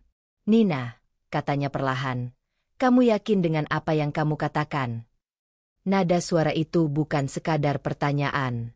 Ada kekecewaan di dalamnya. Nina memaksa dirinya mengangguk. "Sangat yakin." Pada saat yang sama, langkah kaki terdengar dari ruang tamu. Seseorang baru saja masuk ke rumah. "Arif." Pria itu berdiri di ambang lorong dengan wajah yang jelas diliputi kecemasan. Ia baru saja dipanggil oleh Pak Hendra setelah pemeriksaan rumah dimulai. Arif masih mengenakan kemeja kantor yang belum sempat ia ganti. "Ada apa sebenarnya?" tanyanya. Tatapannya bergerak dari Nina ke tumpukan uang di koper yang masih terbuka. Lalu ke wajah Inspektur Bagus.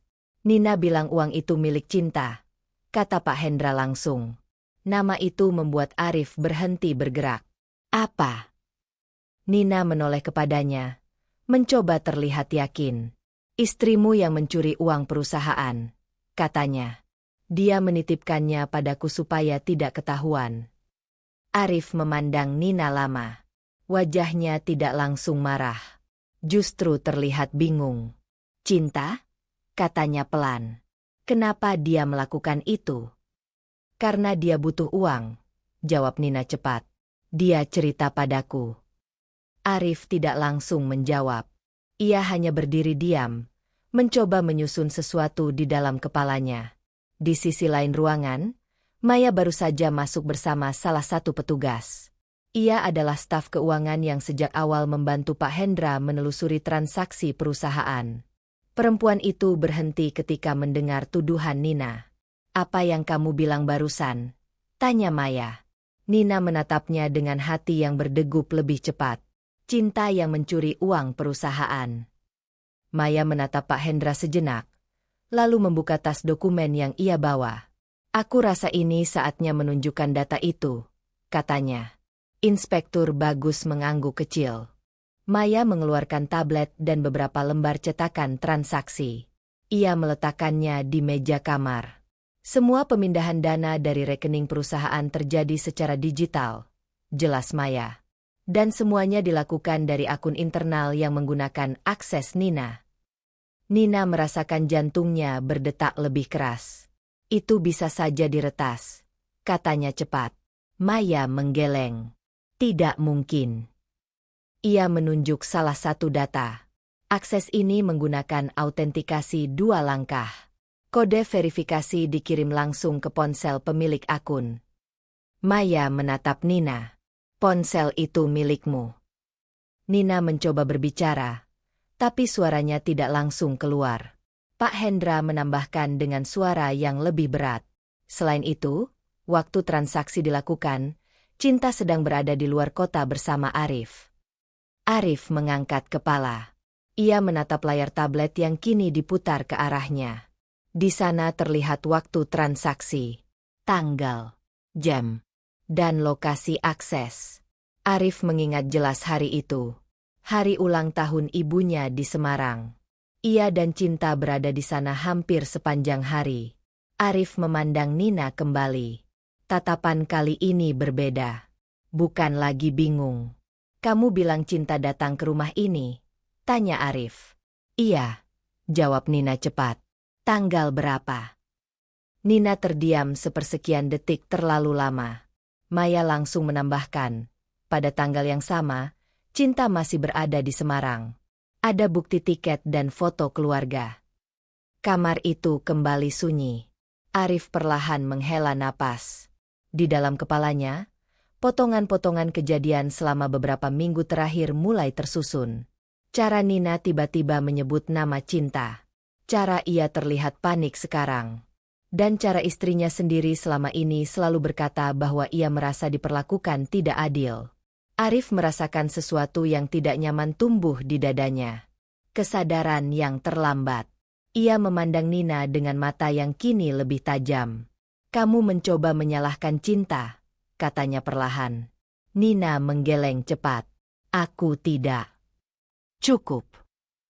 Itu pertama kalinya Arif memotong kata-katanya. Nada suaranya tidak keras, tapi tegas. Di sisi ruangan, Bu Rahayu menutup matanya sebentar, seolah tidak siap dengan arah semua ini. Inspektur Bagus akhirnya melangkah maju. "Nina," katanya tenang, "untuk saat ini kami hanya mencatat semua pernyataanmu." Ia menutup koper uang itu kembali.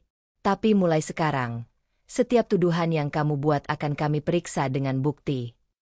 Nina berdiri kaku.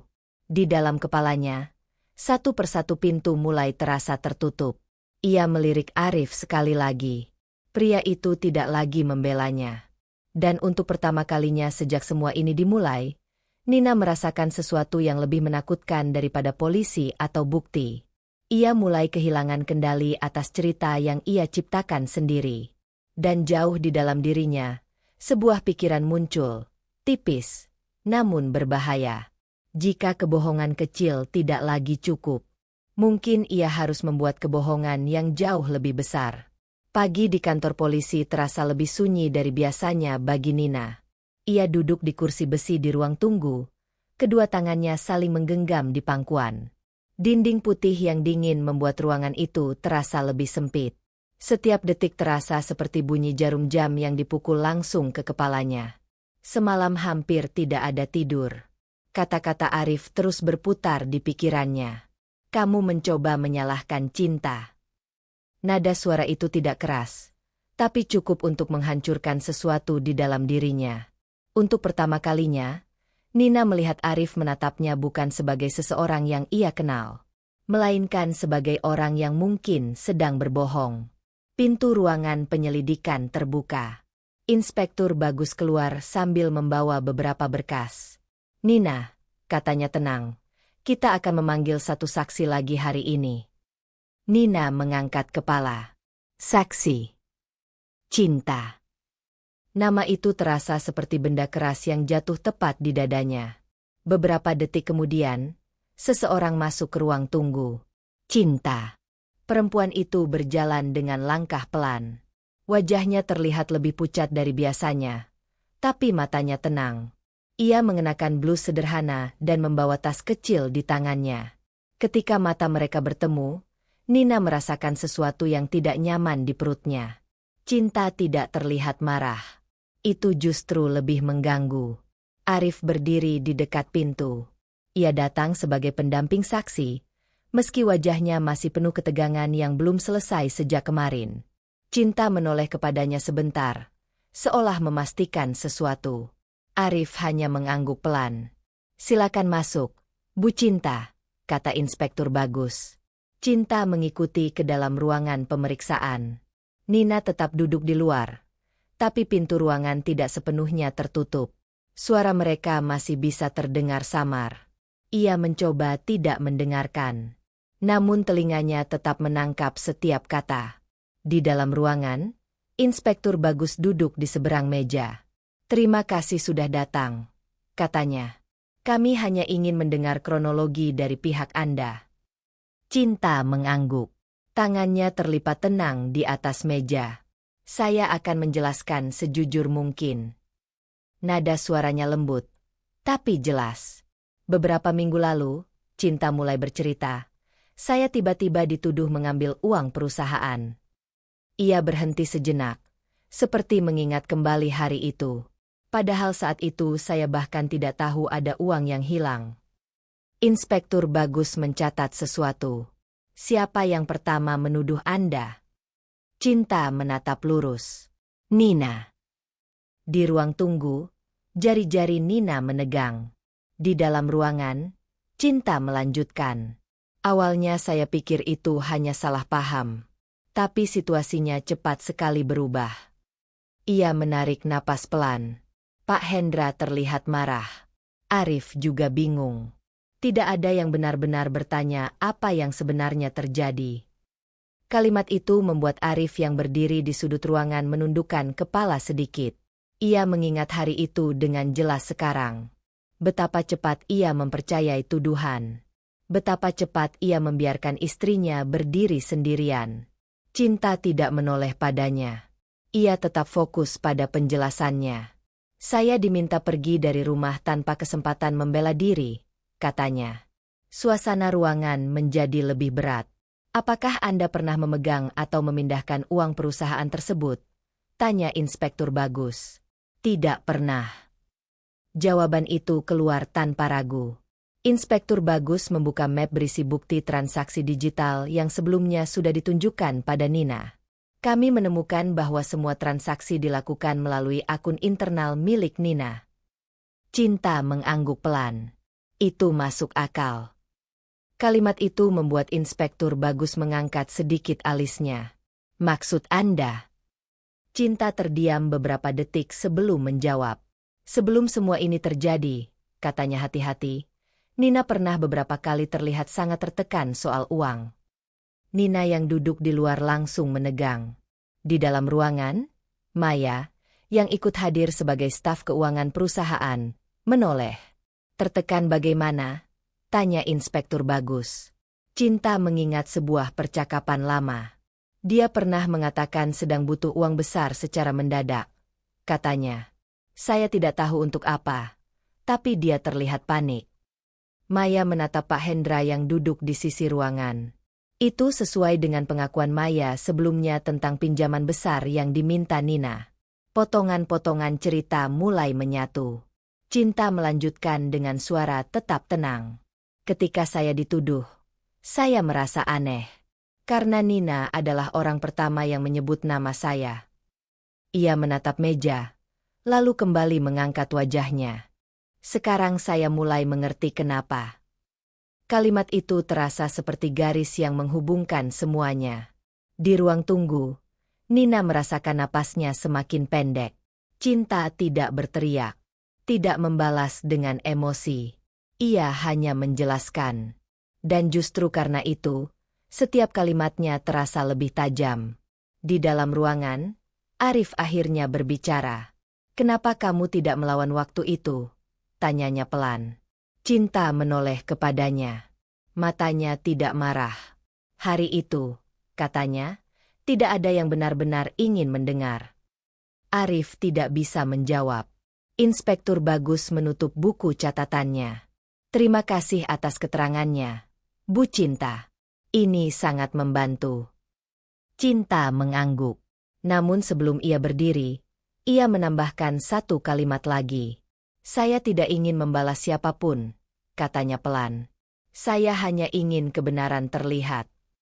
Di luar ruangan, Nina menatap lantai dengan kepala penuh pikiran yang berisik. Setiap kata yang diucapkan Cinta barusan terasa seperti pintu yang kembali tertutup baginya. Cerita yang ia bangun mulai runtuh sedikit demi sedikit. Dan untuk pertama kalinya, sebuah kemungkinan yang lebih menakutkan muncul di pikirannya. Jika semua bukti akhirnya mengarah padanya, maka satu-satunya cara untuk bertahan mungkin bukan lagi berbohong, melainkan memastikan seseorang lain ikut jatuh bersamanya. Pagi itu terasa lebih berat daripada hari-hari sebelumnya. Nina duduk di kursi ruang tamu rumah Bu Rahayu dengan punggung yang kaku. Sejak pemeriksaan rumah beberapa hari lalu, suasana di rumah itu tidak pernah benar-benar kembali normal. Udara terasa selalu tegang, seperti ada sesuatu yang menunggu untuk meledak. Di meja ruang tamu masih ada beberapa dokumen yang semalam dibawa oleh polisi untuk diperiksa kembali. Bu Rahayu berdiri di dekat jendela, memandangi halaman dengan wajah lelah. Rambutnya yang biasanya rapi kini tampak sedikit berantakan. Ia hampir tidak berbicara dengan Nina sejak koper uang itu ditemukan. Di sudut ruangan, Arif duduk dengan kedua tangan saling bertaut. Ia datang pagi itu karena diminta Inspektur Bagus hadir saat pemeriksaan lanjutan dilakukan. Namun sebenarnya ia datang karena satu alasan lain. Ia ingin melihat sendiri bagaimana semuanya akan berakhir. Suara mobil berhenti di depan rumah. Nina langsung menegang. Beberapa detik kemudian, pintu rumah diketuk. Bu Rahayu membuka pintu. Inspektur Bagus berdiri di sana bersama dua petugas polisi. Di belakang mereka, Pak Hendra juga ikut datang. Wajahnya terlihat jauh lebih tua dari biasanya. Selamat pagi, kata Inspektur Bagus dengan nada yang tetap sopan. Namun suasana yang dibawanya jelas berbeda dari kunjungan sebelumnya. Ia tidak datang hanya untuk memeriksa. Ia datang dengan sesuatu yang sudah selesai disusun. Bolehkah kami masuk? Tanyanya. Bu Rahayu mengangguk pelan. Semua orang kembali duduk di ruang tamu. Namun kali ini tidak ada percakapan basa-basi. Inspektur Bagus langsung membuka map tebal yang ia bawa. Nina, katanya tenang. Nina menatapnya, mencoba mempertahankan ekspresi yang tidak terlalu panik. Kami sudah menyelesaikan pemeriksaan terhadap semua bukti yang berkaitan dengan hilangnya dana perusahaan. Ia mengeluarkan beberapa lembar dokumen dan meletakkannya di meja. Ini adalah catatan lengkap transaksi digital dari rekening perusahaan. Maya, yang datang bersama Pak Hendra sebagai staf keuangan perusahaan, menunjuk salah satu halaman. Semua transaksi dilakukan menggunakan akun internal Nina. Jelasnya. Nina menggeleng cepat. Akun itu bisa saja disalahgunakan. Inspektur Bagus tidak langsung menjawab. Ia hanya mengeluarkan sebuah tablet dari dalam tasnya. Kami juga memeriksa rekaman CCTV kantor. Kalimat itu membuat jantung Nina seperti berhenti sejenak. Tablet itu diputar ke arah semua orang. Di layar terlihat ruang kerja bagian keuangan perusahaan. Tanggal dan waktu tercatat jelas di sudut video. Beberapa detik kemudian, seorang perempuan terlihat duduk di depan komputer. Perempuan itu adalah Nina. Ia terlihat memasukkan sesuatu ke dalam sistem komputer, lalu membuka laci meja dan mengeluarkan map. Video berhenti. Ruangan menjadi sangat sunyi. Tidak ada lagi ruang untuk menafsirkan. Nina merasa tenggorokannya kering. Itu hanya rekaman biasa, katanya dengan suara yang mulai tidak stabil. Namun Inspektur Bagus menggeleng pelan. Setelah transaksi digital dilakukan, kami menemukan bahwa dana tersebut segera dipindahkan ke rekening pribadi Anda. Ia menutup map dengan pelan. Jumlahnya sama dengan uang yang ditemukan di kamar Anda. Bu Rahayu menutup mulutnya. Ia sudah mendengar sebagian hal ini sebelumnya. Tapi melihat semuanya disusun begitu jelas membuat dadanya terasa runtuh. Nina. Suaranya bergetar. Nina tidak menoleh. Di dalam kepalanya, semua kemungkinan mulai runtuh satu persatu. Kebohongan yang ia bangun sudah tidak bisa menutup semua celah. Ia mencoba mencari kata, mencari alasan. Namun setiap wajah di ruangan itu membuatnya semakin sulit bernapas. Pak Hendra akhirnya berbicara. Nina, katanya pelan, aku memberimu banyak kesempatan untuk jujur. Nada suaranya bukan marah. Lebih seperti seseorang yang benar-benar kecewa. Kenapa kamu melakukan ini? Pertanyaan itu menggantung. Nina membuka mulut. Tapi tidak ada jawaban yang keluar. Untuk pertama kalinya sejak semua ini dimulai, ia tidak lagi memiliki cerita untuk melindungi dirinya. Inspektur Bagus berdiri. Nina, katanya dengan nada resmi, berdasarkan bukti transaksi digital, rekaman CCTV, dan uang tunai yang ditemukan di rumah ini. Ia berhenti sebentar. Kami menetapkan Anda sebagai tersangka dalam kasus penggelapan dana perusahaan.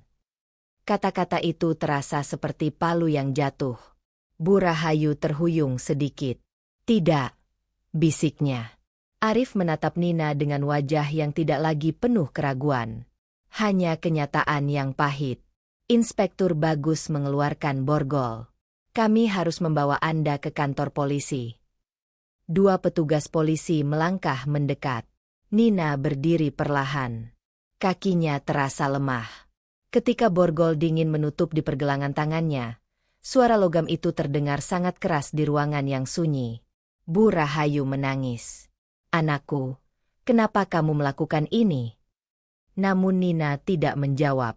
Ia hanya menunduk.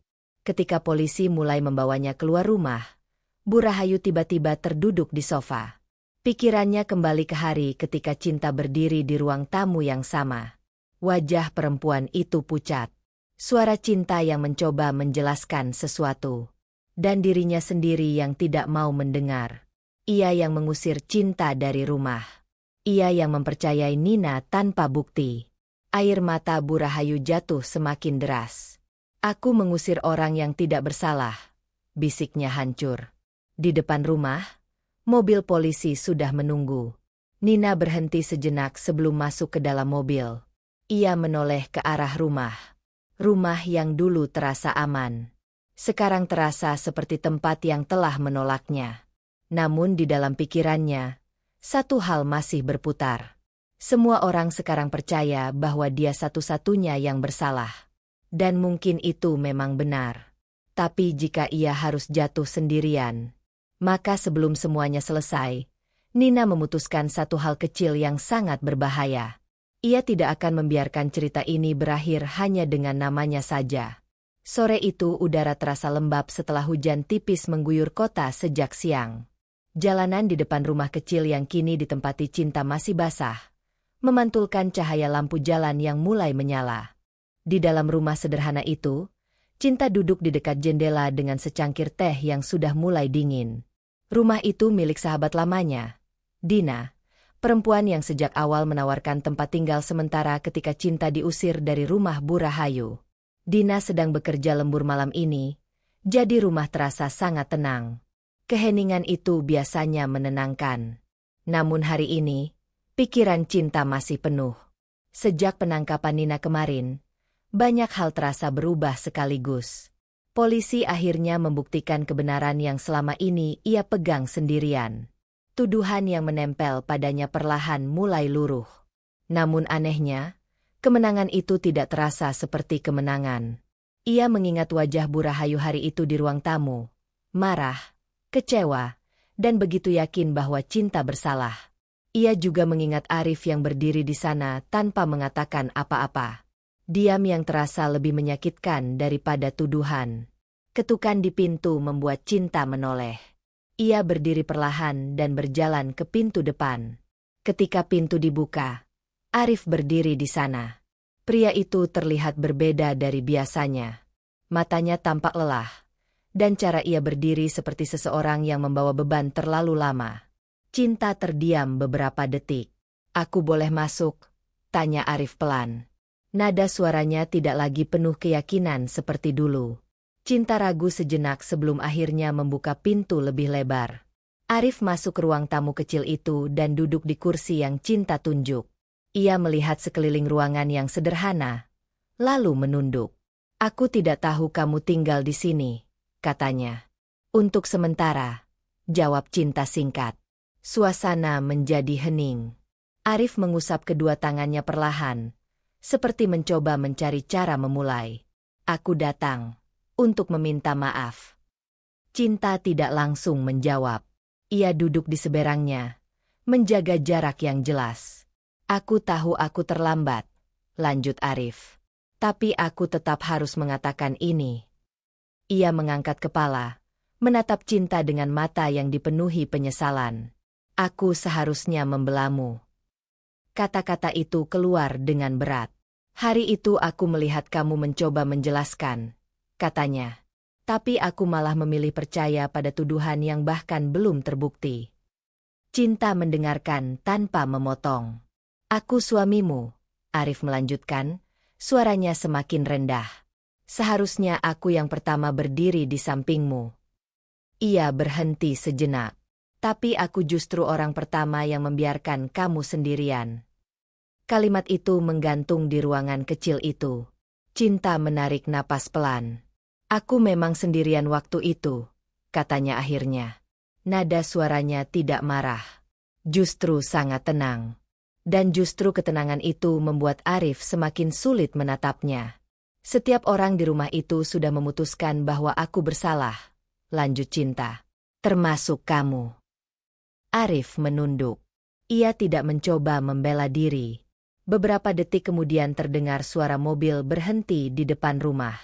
Cinta mengerutkan dahi sedikit. Ketukan pelan terdengar di pintu.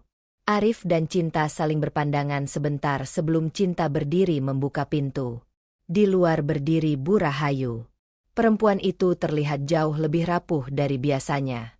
Matanya sembab seperti seseorang yang sudah lama menangis. Ketika melihat Cinta, wajahnya langsung berubah. "Apa? Aku boleh masuk?" tanyanya pelan. Cinta terdiam sebentar. Lalu ia membuka pintu. Bu Rahayu melangkah masuk dengan hati-hati, seolah rumah kecil itu adalah tempat yang tidak pantas ia datangi. Begitu melihat Arif di dalam, matanya kembali berkaca-kaca.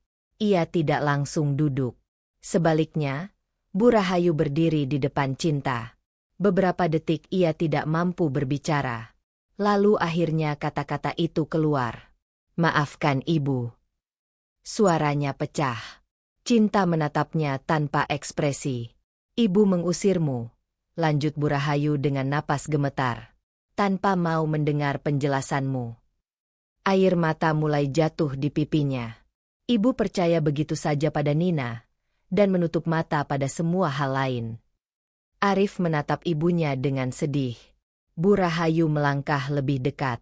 Ibu memperlakukanmu seperti orang asing, katanya. Padahal kamu sudah menjadi bagian keluarga ini. Cinta menunduk sebentar. Ia merasakan sesuatu bergerak di dalam dadanya. Bukan kemarahan lagi, tapi sesuatu yang lebih kompleks. Kesalahan ibu sudah terlalu besar, bisik Bu Rahayu. Cinta mengangkat wajahnya kembali. Ibu ingin kamu pulang, katanya. Rumah itu juga rumahmu. Ruangan menjadi sangat sunyi. Arif menatap Cinta dengan harapan yang hati-hati. Namun Cinta tidak langsung menjawab. Ia memandang kedua orang itu lama, suaminya yang menyesal, dan ibu mertuanya yang akhirnya menyadari kesalahannya. Cinta kemudian berkata pelan, "Aku memaafkan kalian." Arif menarik napas lega. Namun kalimat Cinta belum selesai.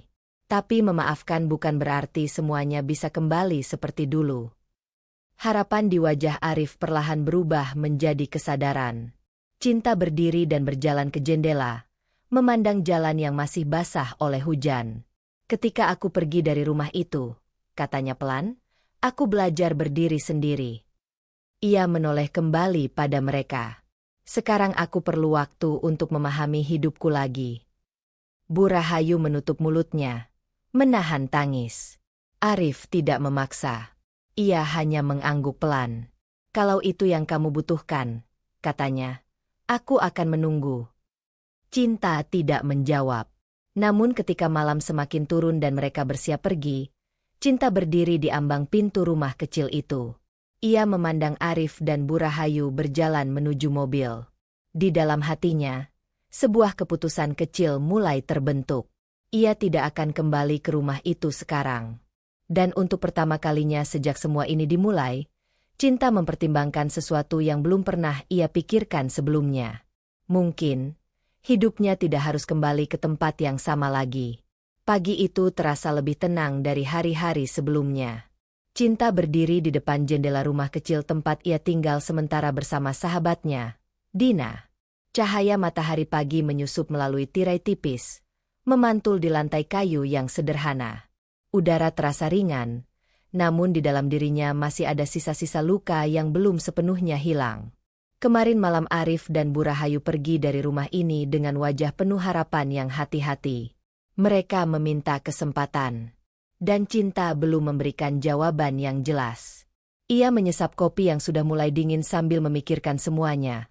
Rumah yang pernah ia sebut rumah, tuduhan yang pernah menghancurkan kepercayaannya, dan orang-orang yang sekarang mencoba memperbaiki kesalahan mereka.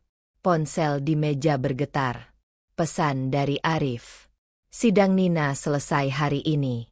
Cinta membaca pesan itu beberapa kali. Hari ini semuanya benar-benar akan ditutup. Ruang sidang pengadilan terasa penuh, tetapi sunyi.